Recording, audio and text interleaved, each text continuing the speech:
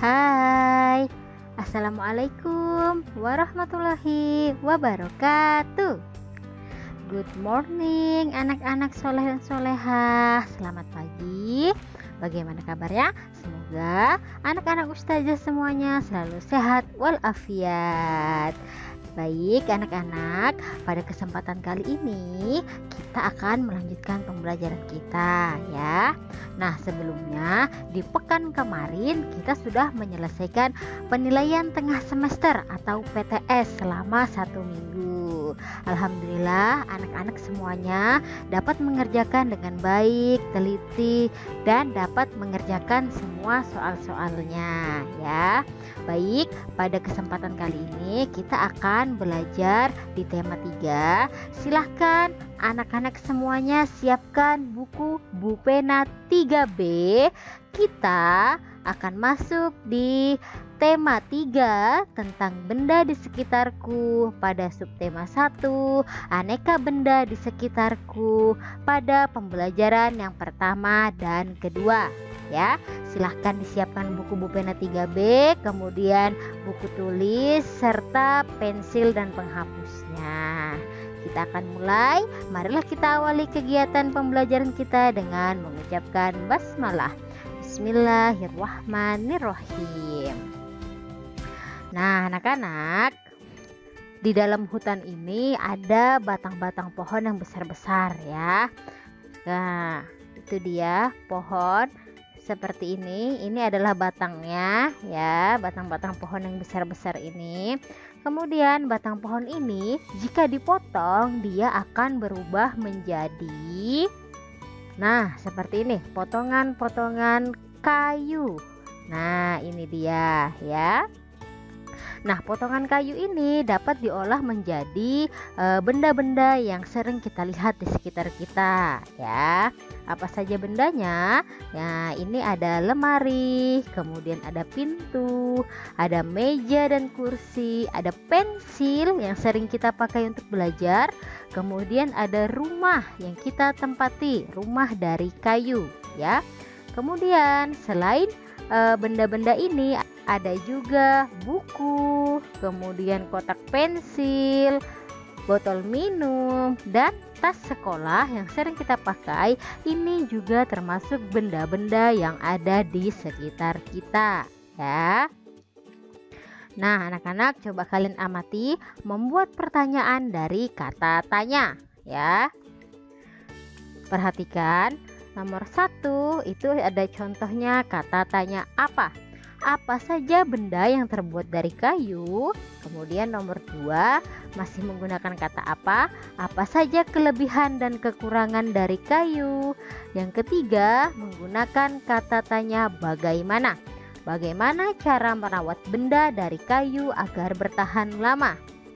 Jawabannya yang pertama, apa saja benda yang terbuat dari kayu? Yaitu ada meja, kursi, dan pensil ya.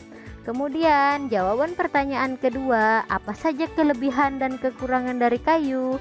Kelebihan dari kayu bersifat keras, kuat, mudah dibentuk, dan tahan lama. Sedangkan kekurangan dari kayu adalah mudah cepat lapuk ya. Kemudian bagaimana cara merawat benda dari kayu agar bertahan lama?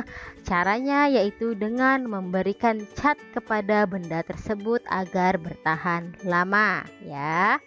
Selain itu juga mempercantik benda-benda tersebut ya. Nah, kemudian kita akan belajar tentang pengukuran panjang dengan satuan baku. Untuk mengetahui panjang suatu benda, kita memerlukan alat ukur yang sesuai. Agar tidak terjadi perbedaan hasil dalam pengukuran, kita perlu menggunakan alat ukur dengan satuan panjang baku. Contohnya, yang pertama ada penggaris yang sering kita pakai untuk belajar. Penggaris digunakan untuk mengukur benda-benda yang panjangnya kurang dari 1 meter. Berarti benda-benda yang pendek ya. Kemudian yang kedua yaitu meteran pita atau meteran kain. Nah, biasanya meteran ini digunakan seorang penjahit untuk mengukur panjang suatu kain. Jadi kalian bisa temukan di tukang jahit, banyak ketemu meteran-meteran kain ini ya. Kemudian meteran roll kecil biasanya digunakan untuk mengukur panjang kayu. Setelah itu, meteran roll besar digunakan untuk mengukur panjang tanah atau panjang suatu lapangan ya. Jadi keempatnya tadi adalah alat ukur yang sesuai dengan satuan panjang baku yang biasa kita gunakan dalam kehidupan sehari-hari ya. Nah, selain kita belajar mengukur panjang bersuatu benda, kita juga akan belajar tentang alat musik ritmis nih. Apa itu alat musik ritmis? Alat musik yang tidak memiliki nada. Biasanya digunakan sebagai pengiring pada sebuah lagu. Alat musik ritmis dapat dibedakan menjadi dua. Pertama, alat musik ritmis tradisional. Yang kedua, alat musik ritmis modern. Kita akan lihat contohnya. Contoh alat musik ritmis tradisional adalah gendang, tamborin, dan tifa. Kemudian contoh alat musik ritmis modern itu ada triangle, drum, dan simbal. Kemudian alat musik ritmis itu bisa juga dari anggota tubuh. Contohnya tepuk tangan, hentak kaki, dan bersiul. Nah, gambar yang pertama ini adalah gambar alat musik tradisional, yaitu gendang, tamborin, dan tifa ya. Kemudian alat musik modern ada triangle, drum, dan simbal. Kemudian alat musik yang diciptakan dari anggota tubuh adalah hentakan kaki, tepuk tangan, dan bersiul ya. Ini adalah contoh alat musik ritmis tradisional, modern, dan dari anggota tubuh kita ya. Kemudian setelah kita belajar alat musik ritmis, kita juga bisa bermusyawarah kepada teman-teman kita. Nah, bagaimana cara menciptakan lagu yang menarik? Nah, jadi apa itu musyawarah? Perhatikan, musyawarah merupakan pembahasan bersama untuk menyelesaikan masalah dan untuk mendapatkan keputusan bersama. Nah, seperti ini adalah contoh musyawarah dilakukan bersama-sama dengan teman-teman untuk mendapatkan keputusan bersama ya.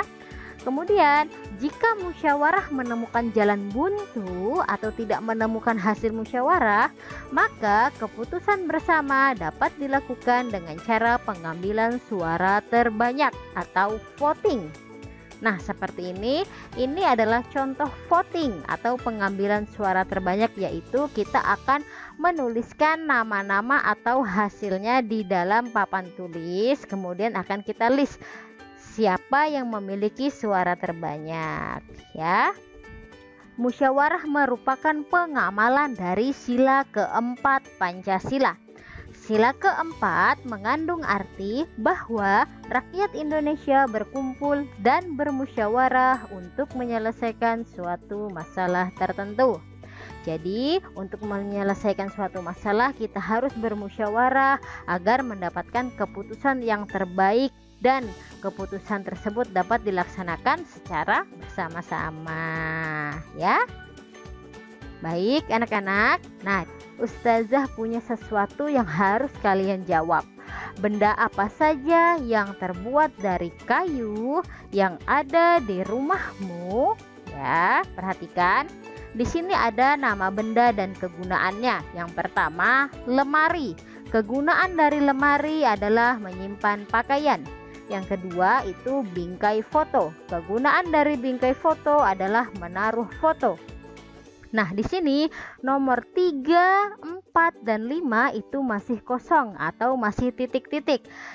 Kalian akan mengerjakan nomor 3, 4, dan 5, menuliskan nama benda dan kegunaannya.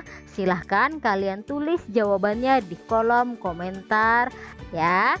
Ustazah tunggu, Ustazah akan lihat jawaban-jawaban kalian di kolom komentar itu ya. Baik, sampai di sini pembelajaran kita pada hari ini. Ustazah ucapkan terima kasih banyak sudah menyimak pembelajaran pada hari ini. Semoga bermanfaat. Ustazah akhiri. Wabillahi taufik wal hidayah. Wassalamualaikum warahmatullahi wabarakatuh.